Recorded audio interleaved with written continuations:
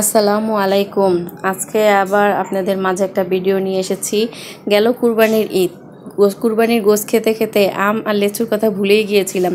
লেচু যে কিছু দিনের জন্য আসে, আবার কিছু দিনের ভিতরেই লেচু শেষ হয়ে যায়। তার ভিতরে লেচুর কথা তো মনেই নাই আমাদের।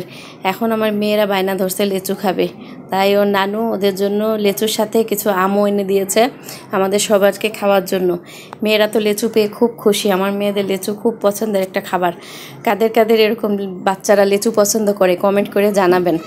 আমগুলি অবশ্য বেশি পাকা না, একটু একটু কাঁচা, সেই জন্য আমগুলিকে আমরা একসাথে করে নিতেছি। আমার এই দুই ভাইয়ের ছেলে আর আমি মিলে আমগুলোকে গুছিয়ে রাখতেছি, যাতে আমগুলি 2 দিনের ভিতরে পাকলে আমগুলি মিষ্টি হবে। মিষ্টি না লাগলে আমগুলি মজা লাগে না খেতে। কিন্তু আম লেচু সবার পছন্দ।